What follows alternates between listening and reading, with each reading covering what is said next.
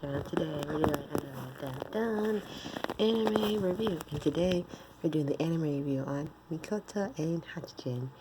So sit back, relax, and let's get started. Under the heat of South America's sun, hardened criminal Michiko Malin breaks out of the high security prison for about the fourth time this month in search of a man from her past. Michiko finds a clue in the form of Hayas Mara, a young girl trapped under the fists of her abusive foster family, and her powerless Hana fantasizes by the day when she was finally whisked away from her captors by her very own Prince Charming. Little does she know that her fated prince turned out to be a buckum and a husky convict who charges on top of stolen motorbikes claiming to be her mother. This unlikely duo chases down their dream in the sun-drenched land of Diorama, navigating through the canopy of betrayal, poverty, and child exploitation ring hidden in plain sight. However, a wind of Makoto's manhunt soon reaches the ear of the criminal syndicate Mastro Preto, and a strong gang of warfare begins to brew over the horizon. This anime is a story of vibrant people and their class's agenda, and of all the unlikely human connection drawn together by one exclusive man. This anime has 22 episodes. It began airing October 16th, 2008, and then ended around March 19th, 2009.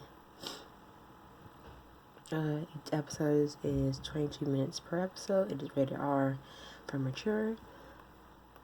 And I think with this one, if you like, it kind of gives out like a Thelma and Louise vibe, I can almost say.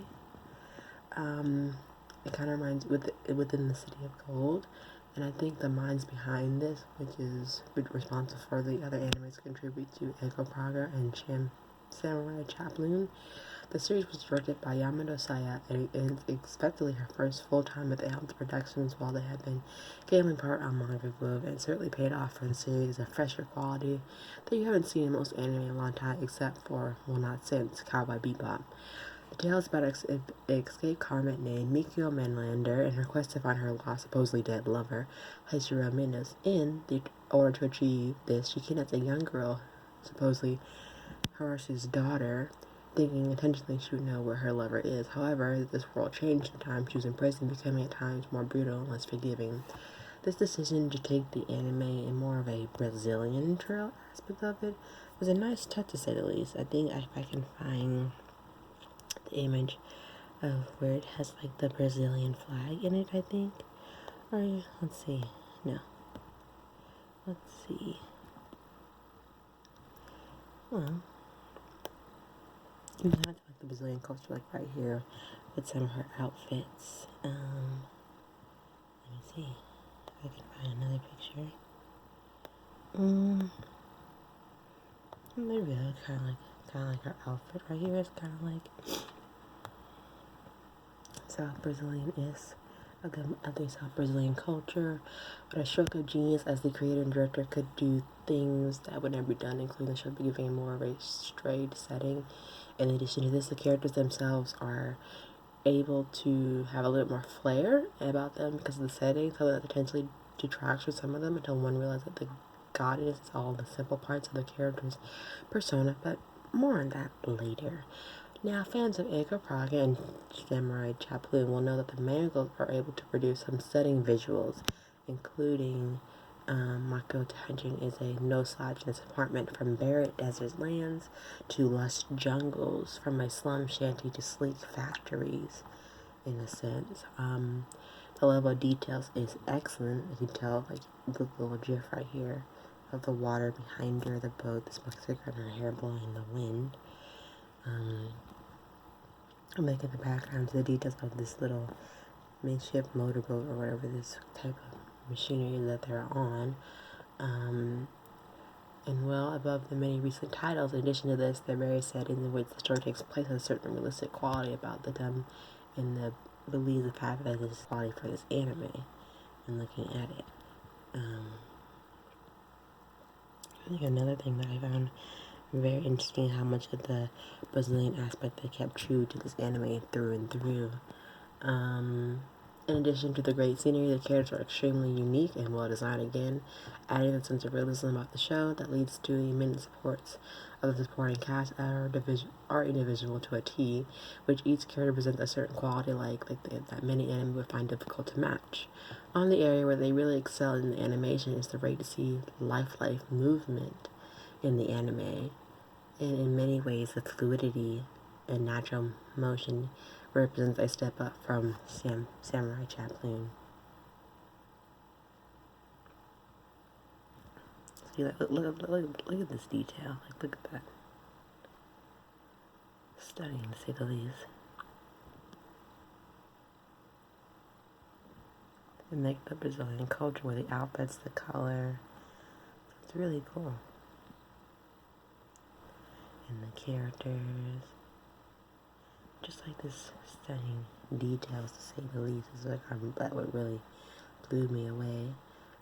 Sound is another area of this series that I was really focusing on as a whole. Works really well. The effects are extremely well chosen and choreographed, while some of them may be overwhelming. This is actually personal because of the situations that the characters find themselves in. The music used throughout the series is atmospheric and refreshing, and it reflects the Latin America feel for the show. And the opening track is called Parasol by the Japanese jazz band Sterling Pimp Session. It's an excellent piece that harks back to classical tango cowboy beat frame. Unfortunately, the same cannot be said about the ending song Best Friend by Kirito, as it is a bit too boy bandish for my taste. One of the truly great things about this anime is the actual cast. Manga Globe and Yamato took the somewhat surprising move when they chose the actors not for the established traditional Senyu but for the essential screen actors. However, this seems pretty risky choice, having been paid off in a spate of the series. Miyako Yuko Battle Royale is extremely versatile as a sexy, pouting, hot-headed, and sometimes childish Mikuto, while Origo Suga, year one in North Memoirs of Geisha, is truly an excellent role in this series, as she provides a more depth of the character that is rare to find, which is neatly brought with the characters themselves.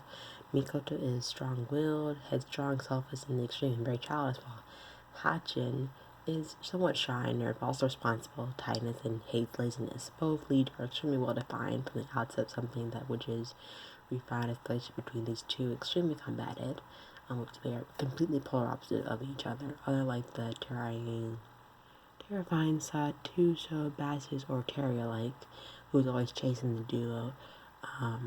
Akko adjacents are also well defined from the stay and through the few episodes, which became very difficult to see in a sense. Here's a better image of that. Well, these are two characters. I was trying to find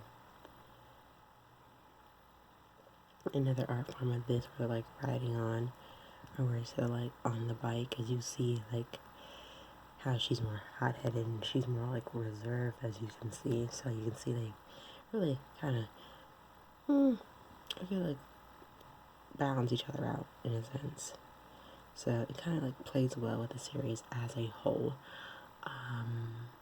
One reason I think it goes against the normal use of any normal anime practice for development characters, instead of choosing a far more realistic and subtle approach to it. One needs only to compare the relationship between the two, or even at the beginning of the series with their behavior towards each other to see exactly how they develop as a character.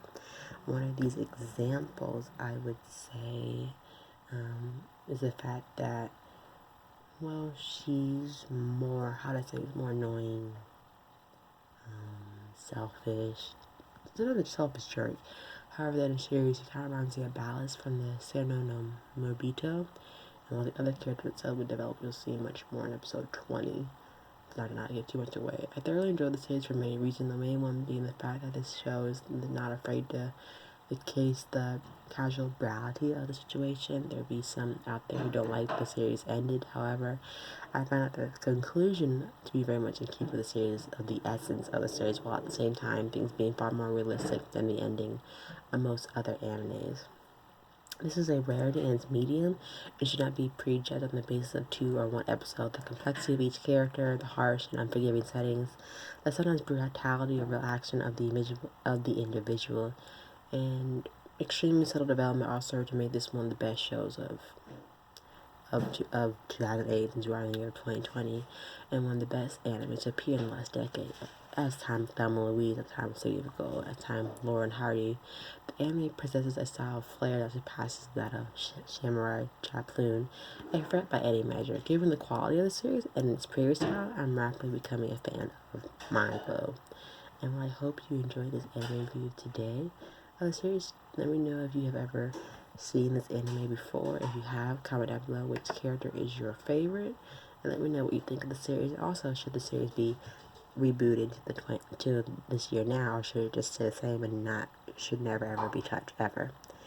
Thank you for tuning to my anime review. Don't forget to like, comment, subscribe, and share it with your friends. And I'll see you next time for another anime review, and I'll see you next time. Bye.